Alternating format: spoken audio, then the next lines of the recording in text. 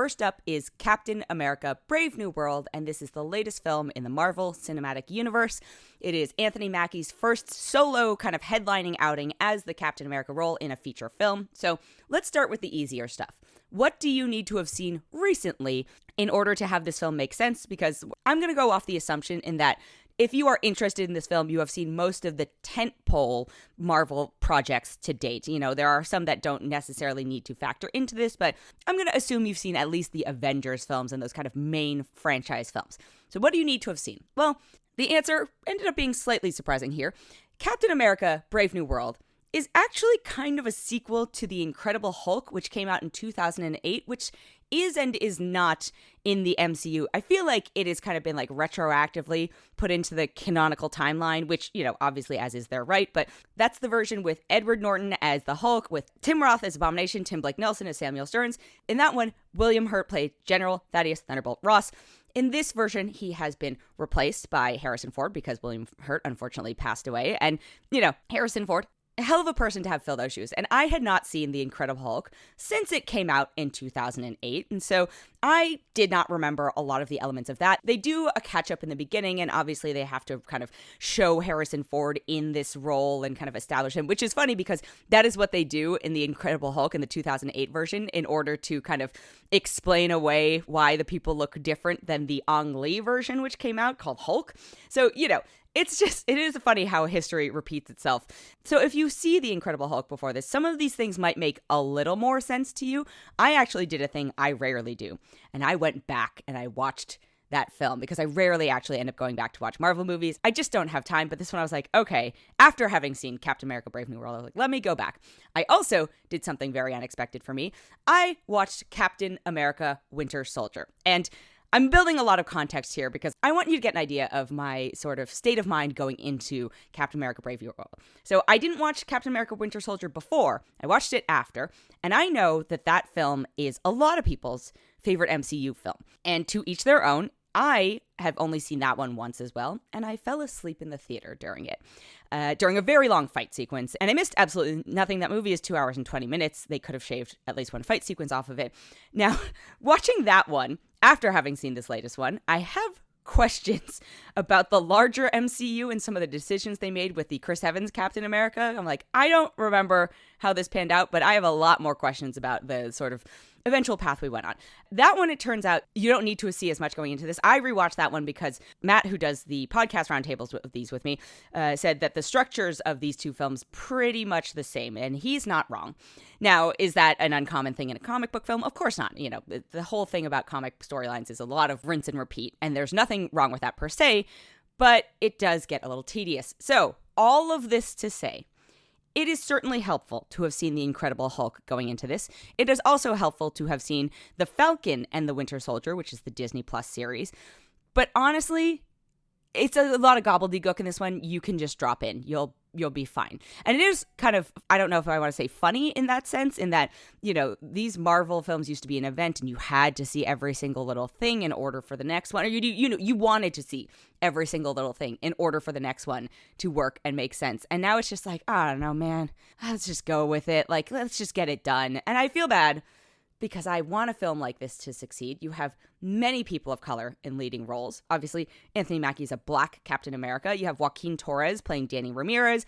You've got Giancarlo Esposito. You've got Carl Lumbly. And so I was like, yeah. And this film is fine. Like, it's fine. I went in with very low expectations because, again, I fell asleep during what is considered one of the more popular Captain America movies. So Captain America in general is not my favorite Marvel character. I actually say the same thing about a character like Superman, where I'm just like, you're just too good.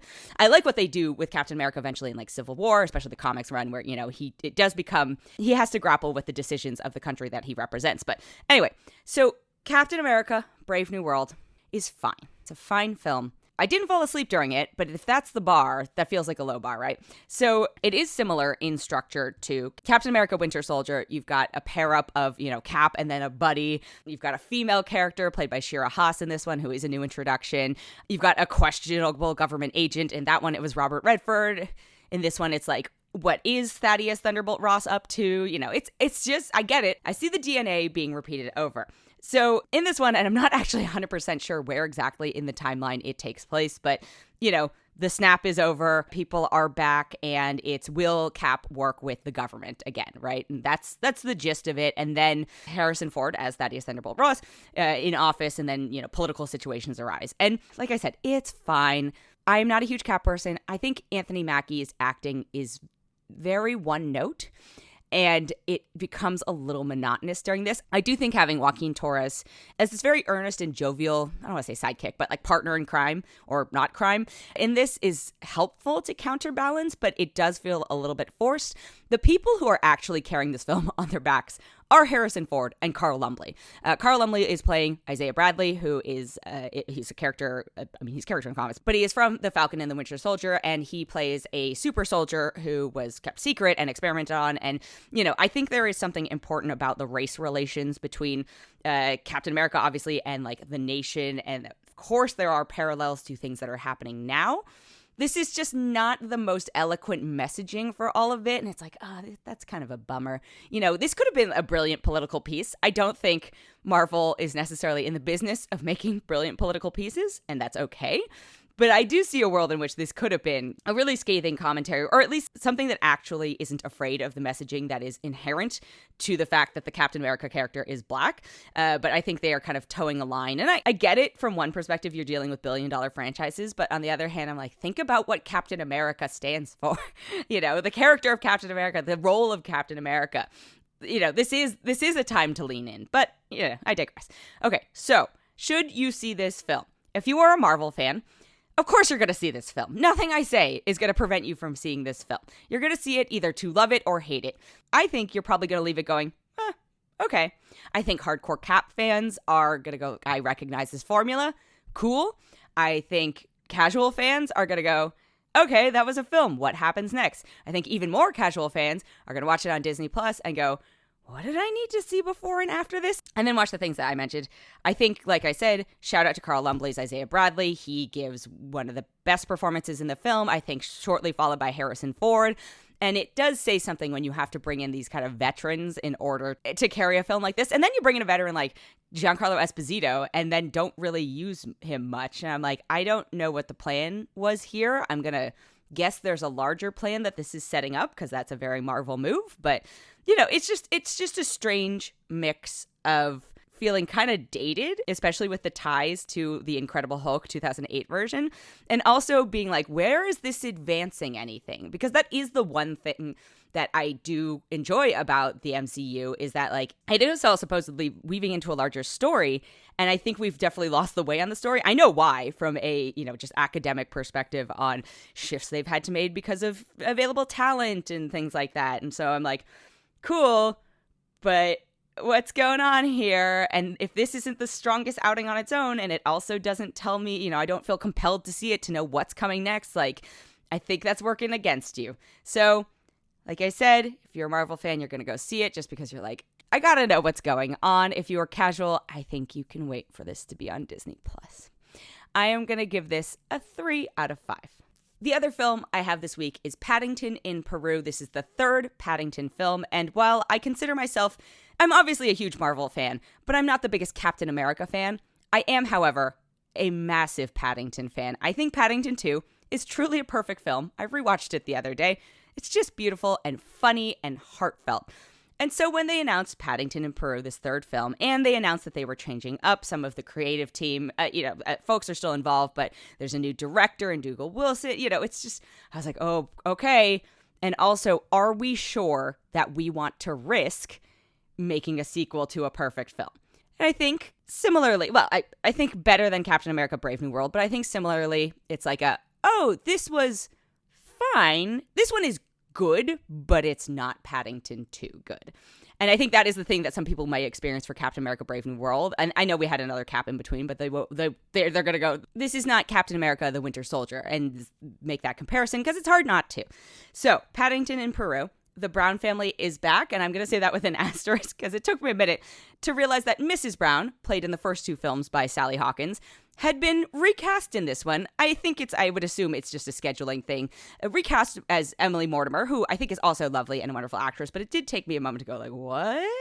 And again, like Captain America Brave New World, because there was a recast, they have to do some establishing of like, yeah, this person's been here all along, which it spends a decent amount of time on. So, okay, it's fine. The Brown family is back, Hugh Bonneville, Julie Walters as Mrs. Bird, Madeline Harrison, Samuel Johnson as the Brown kids, of course, Ben Whishaw back as the voice of Paddington. I just want him to read me stories or narrate my life, because what a soothing, wonderful voice he is able to affect. This time around, we are joined by Olivia Colman, Antonio Banderas, and Carla Toos. And this one, Paddington has to go to Peru. Okay, cool. Aunt Lucy is there and something has happened. And then the whole Brown family goes on an adventure, and that's the film. Now, this is definitely a choice in terms of making this into a massive action adventure film, because that's what this ends up being. They are on the Amazon. What it is a better version of Jungle Cruise. And I don't like making that comparison, but I have to make that comparison because that is effectively what this is. Now, is it fun? Yes. Is it sweet? Yes. Can you hear the hesitation in my voice? Is it as good or fun and sweet as Paddington 2? No, of course not. The other thing I will note is that I think this might be a little scary for younger kids, or at least intense. Maybe not scary, but intense. There are things that I'm like, I saw a screening, a bunch of people brought their families. I thought about bringing my friend's kid because he had never been to a movie in a theater before, and there was talk of making Paddington in Peru his first because he loves the Paddington films. And I'm glad that I did not have to navigate that, because I think it would have been too intense for him. Now, he is 5 years old, and again, had never been to a movie theater before. But you'd think that a Paddington film would be a potentially safe first outing. And so I will say, if you have smaller, younger children, the action and zaniness of this one is ramped up. And so it might be intense for like a 5-year-old, let's say.